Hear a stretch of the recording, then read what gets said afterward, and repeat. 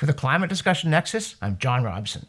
And in this latest readout video from our Wednesday Wake Up email newsletter, we bring more good news about the outburst of sanity on climate that we discussed last week with reference particularly to Stuart Kirk at HSBC. This time, it's a spectacular descent from orthodoxy from a very different angle. Specifically, Harvard psychology professor and pop science star Steven Pinker, he of The Better Angels of Our Nature and Enlightenment Now.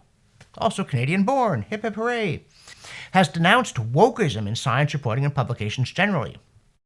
He issued a wide-ranging manifesto whose targets include critical race theory, but also the wrong kind of climate consensus. Specifically, he slammed the American Association for the Advancement of Science in a pointed refusal to send them money for leaving out nuclear power in its Resources for Journalists on Climate Change, which he said was, quote, deeply irresponsible and can only be explained by the fact that nuclear power fell out of fashion among left-wing and green political factions more than 40 years ago, end quote. And it gets better. The association's Science magazine promptly ran a piece on climate computer models, admitting that, quote, many of these models have a glaring problem, predicting a future that gets hot too fast, end quote. Now, Pinker's heresy is especially important because he really is mainstream trendy.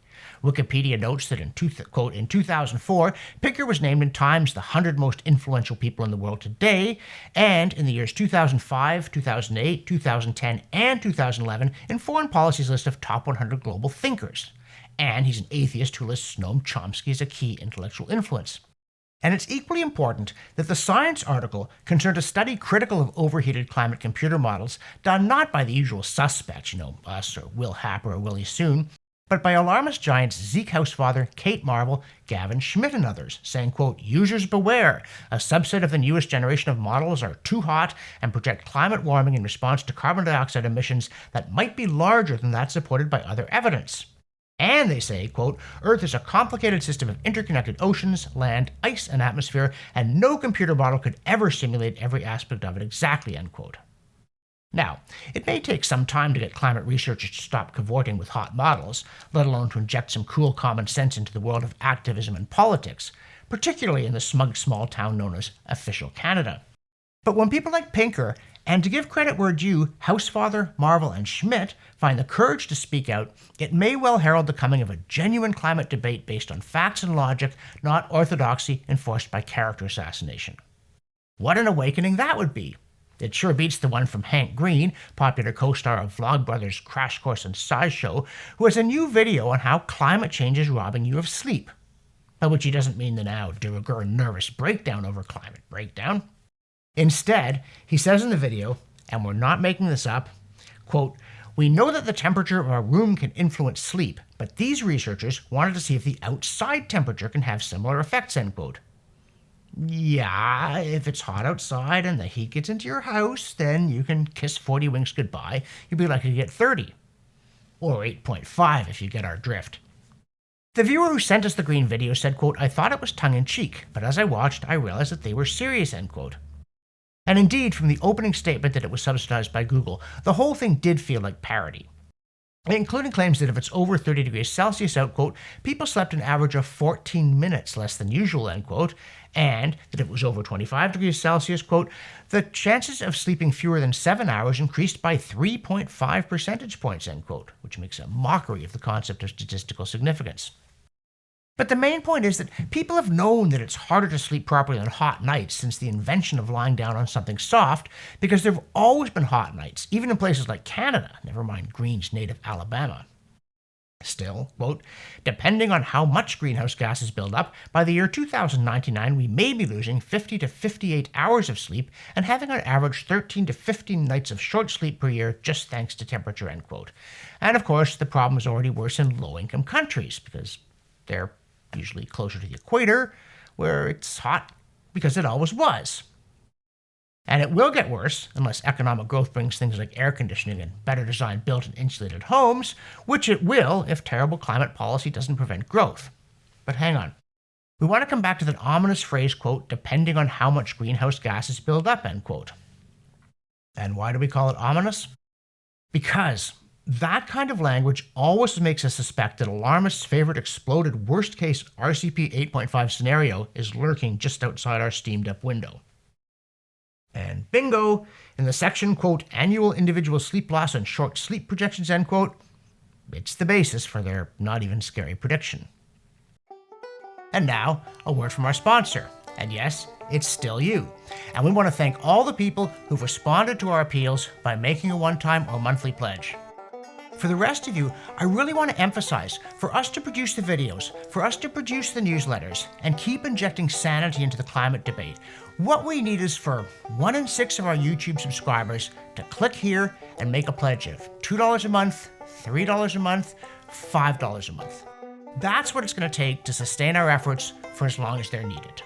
So click here, cup of coffee a month, that'll keep us in business. And now, back to me. Unfortunately, despite the outbreak of sanity described earlier in this video, the alarmism continues to pour downstream, including National Geographic saying that the climate crisis is everywhere, including the old fishing hole. NG waxes lyrical about the social and even metaphysical delights of fishing before saying mean old climate change is crossbreeding the fish and it's all over. You see, quote, one of the gravest threats posed by climate change to fish is genetic. Introduced fish are mating with native cutthroat trout, a mixing that has been abetted by changing water flows. If left unchecked, this could wipe out the cutthroat population, devastating a cherished American fishery, end quote. So, the issue is introduced fish, not climate? But no, because climate change makes everything worse. And the piece goes on, quote, rainbow trout are roughly equivalent to factory farmed chicken. When they breed with native cutthroat, they adulterate thousands of years of wild genetic wisdom. The mongrel fish aren't as suited to their environment or as nimble at adapting to change, end quote. Which should prompt the Darwinians in the audience to go, problem solved, since the inferior offspring, lacking nimbleness at adapting to change, will be killed off by warming, leaving only the genetically wildly wise cutthroats. Who writes this stuff? Anyway, unfortunately, they apparently won't survive either because, quote, we have bulldozed rivers and made them run as straight as aqueducts. We have logged mountainsides, paved riversides, and built homes there, sending silt and pollution into streams. We have introduced fish from elsewhere that outcompete the locals, end quote. So, that's nothing to do with climate change? They go on, quote, and now comes climate change to land yet another blow, like a roundhouse to a battered boxer, end quote. Yeah, or a character who was never even in the book appearing in the last chapter to get blamed for stuff that had actually already happened. What a fish story. In the newsletter, we also note that climate alarmists can't seem to decide whether to glide smoothly to a high-tech green paradise, smash everything and start over with smaller bits, finally get woke, or just sit down for a good cry. George Monbiot of The Guardian, for instance, denounces optimism about new technology and adaptation as fairy tales. Others zoom off to new worlds of intersectionality. But Canary Media, which is not always our favorite outlet on climate, passes the alarmist sanity test by praising the latest, greatest, smaller nuclear reactors. Then we pass the hat. No, not to you, though. Come to think of it, buddy, can you spare a sawbuck a month? But in this case specifically, we watched the establishment environmental movement gaze into its navel and ask, quote, is it okay to accept money from fossil fuel companies, end quote? And we thought, wow, must be nice for them to have that luxury when we're meant to be the ones with all the money. But if it turns out that no matter how woke oil companies get, how much they promise to be carbon neutral, and how much Danegeld they offer the alarmists, they still get denounced as evil scheming wretches, maybe they should give us the money. You know, if the people trying to kill you won't even take your cash to help pay for a painless execution and a tasteful burial, we know somebody who actually likes you enough to stay in the same room with you. Besides, people keep saying you're funding us, and they're giving us both a stink eye over it anyway, so you might as well, right? In the newsletter, we also note that Australians just entrusted power to a party and a prime minister pledged to take dramatic action on climate change and much more. Quote, Australia's Labour Party leader, Anthony Albanese, was sworn in as the country's 31st Prime Minister on Monday, promising a journey of change as he vowed to tackle climate change, rising living costs, and inequality, end quote. And after lunch, world peace. Unfortunately, while talk is cheap, now they have to deliver on this pie in the sky where Australia is, quote, a renewable energy superpower, end quote. Climate Home News chortles that, quote, after nearly a decade of capture by climate deniers and delayers, Australia has a leader promising to get it out of the naughty corner, end quote, which is a phrase that originated with Albanese. But once you get into the Lodge, which is their version of number 10 Downing Street or 24 Sussex, except it's not falling down on the Prime Minister's head, and you go, okay, pass me the renewable energy superpower plan, it's kind of awkward when everyone just looks at you blankly and says, I thought you had it.